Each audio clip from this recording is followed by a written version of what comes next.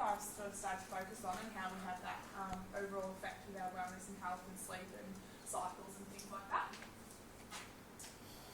So this is an old presentation, so it's got a few things in here that I might not touch on, but that just goes through chiropractors in particular. I don't have this in here because we do a lot of study in the areas of anatomy and physiology, and that's why we've started to sort of make these connections. And we are 5 years university training as well, so I think it took us a while, but we get there.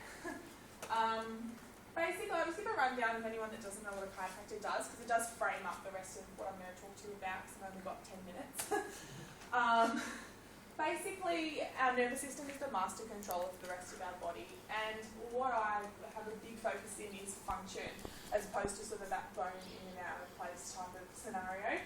I have a big passion in brain and neurodevelopment as well. I'm doing a postgrad in paediatric neurodevelopment and how babies, kids develop and grow from pregnancy right up until, well, lifelong outcomes. So that's another passion of mine, but this is obviously a root point of that as well. How the brain communicates with the rest of the body is a vital part, and through that the spinal cord is a highway. I think of it as an environmental type of thing as well. So when you touch something, your brain communicates with your body to tell you what it is. So if you touch a hot plate, that's a reflex happening in your nervous system to tell you, number one, that it's hot, and number two, that you should pull it away. So it's a reaction that's happening all the time. This goes from walking around to sitting to smelling to seeing it. Every action that happens in your body, whether it be conscious or unconscious, is moderated by the nervous system. So a very simple way to think of it, that if you're getting rubbish in, you're not getting the right messages from your environment because you're not processing the information properly, your brain's going to give out the wrong response and the wrong information. So rubbish in, rubbish out, that's how I briefly explain it. Where we come in is if you've got, well, I'll use a big word, but disapprobation, so it's not happening, you're not getting those messages happening through your body, maybe an issue in your spine, messages aren't happening, they're getting distorted like the radio or the TV, you're not getting the appropriate response out. So our job is to check, maintain the spine, posture, and getting all those things happening so you're getting that right information to and from the body. And relaxation and stress are big things about moderating that system too. So that's roughly what I do. I could go on about forever, but that's why we check a lot of people regularly for their regular checkups and tune-ups. So it's a big part of what I do, and maintaining how that brain's functioning. That's a bit of a complex diagrams, as I said, the old presentation. But this is where it comes into the stress part of it, which is what we're here to talk about tonight. I divide our nervous system up into two parts. We've got our central nervous system and our peripheral nervous system. I'm just going to focus on the peripheral, okay? So that's all your spinal nerves, everything voluntary, that it's all happening there. We're just going to leave the brain out of it for a second. That then splits into two, okay? You've got your somatic and your autonomic, okay? Your autonomic is what I want to focus on. So automatic, everything that happens that you don't think about, your breath, your heart rate, your blood pressure, all the things you don't necessarily have to control is happening in that system. But then you divide it into another two. You've got your sympathetic here and your parasympathetic here. Okay? Imagine a tiger comes into the room. Okay? Your heart rate will go up, your breath will get faster, your eyes will get wider, they'll start to dilate so you can take in everything that's happening around you. Your hearing will become sharper, so you can hear the tiger walking along the ground. You'll start to flex your posture forward, you'll start to sweat, you'll start to extend up through your back as you're ready to run away from that tiger. Okay? This is a very primitive part of our nervous system, and that's firing on what we call your sympathetic. So that's your action and stress and flight or flight response. Okay? What we started to see in our modern day, back thousands of years ago, that stress response was awesome because it saved our lives. It's a survival mechanism, it's a very old primitive part of our nervous system, whereas now we seem to fire it off all the time. And I've seen people in chronic stress states because they're firing this part of their nervous system chronically because of our stressful lives, day-to-day type of stuff, and our minds become quite involved in that. I think of now this autonomic system as a bit of a seesaw. So one goes up, the other must come down. Parasympathetic function, the big controller of that is digestive and hormonal function as well. Okay? Digestive and hormonal function is obviously crucial to having a healthy, balanced, well system. And what I've started to see is people in this kind of response, the seesaw, that goes up, digestive issues, autoimmune issues, hormonal issues. That's why people that you will probably all know that in that chronic stress out period or stage of their lives, their hormonal systems don't work very well. And that's where we're starting to make that correlation. So that just goes through that sympathetic action that I spoke about before. So fight or flight, blood pressure plotting, and that's all what's happening in the body. A lot of people probably heard of adrenal glands. So your adrenals control cortisol. So you get stressed out, the cortisol goes through the roof. In chronic stress states, I've seen this cortisol system, if you like, or adrenal system, just napping, absolutely shot. And these are the people that are struggling with imaging and those types of things as well. Okay, so we put a bit of phrase to it. So sympathetic dominance is what we've been calling it. And as I said, is that final state, not final stage, but that state that we're in that chronic stress out period. So I'm sure we could liken to this every now and again, and this lady keeps pulling her hair out. I know I've been like that before. But it's about how we cope with it and how we want to take control, I think, and that's what I like to empower a lot of my patients to do is take control again and of their lives so they know what's going on up here a little bit more. So that just goes into the bit of a neurological sense, and I'm big on the brain and how it works. So the primary, what we call nuclei, where you're getting all those different stimulus, so your eyes, your ears, your flexor are all coming into the part of the brain called the mesencephalon, which is a very old part of the brain, right back. So just a handy fact, it's really well known. So what I see in clinical practice, and what you could even notice on yourselves or check your friends for, are round and shoulders. Typically a person that I see in this chronic state, or partly in this state, they come in and they're like this, okay, or they're like this. How we check for this, we call it forward head posture, ears, shoulder, okay? And I'll lead on, please remember when I'm talking about posture, because I don't shut up about it. The ears to shoulder, you start to get that fold happening, and you're increasing that flexor tone, you're tightening your pecs, you're shutting down your rib cage, you're not getting as much oxygen as you can to the brain, the body starts to stress out, and you can see that it's adding to that cycle. But neurologically, you're firing up that mesencephalon all the time. So it's going bang, bang, bang, bang, and it's like, oh, I've got to switch on, and I'm in that fight or flight response all the time.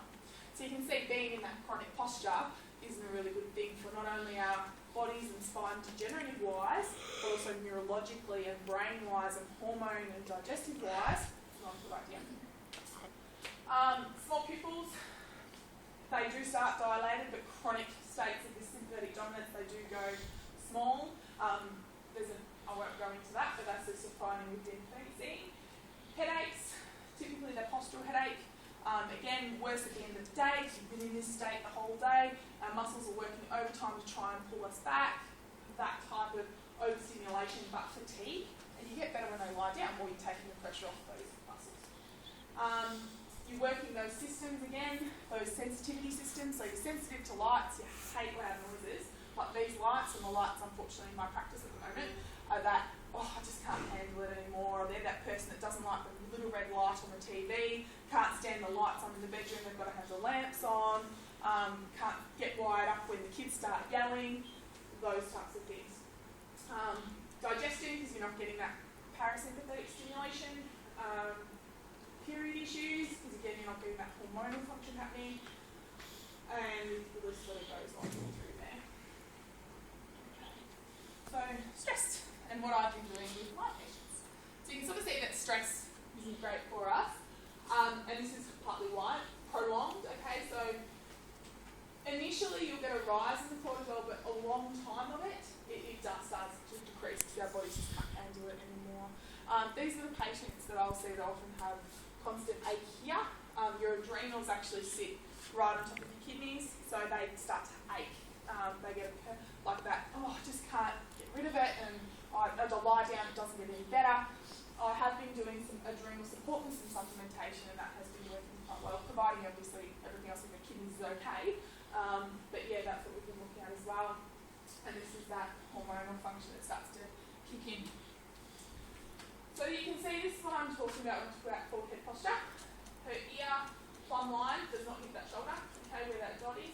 And then this is when we've actually just lifted her up and jab to try and, well, for me, I show patients what I'm looking for, so that's a really big indicator to say, well, of course, you're getting headaches because all these muscles are working so hard, and you can see now they're a lot more balanced, so they're not putting as much pressure on you. So I'm a big about home and what you can be doing at home. Obviously, I recommend you get your spine checked, but that's just because I'm a chiropractor, so I go and I think you get the best outcomes if you can change your posture and have guidance with that.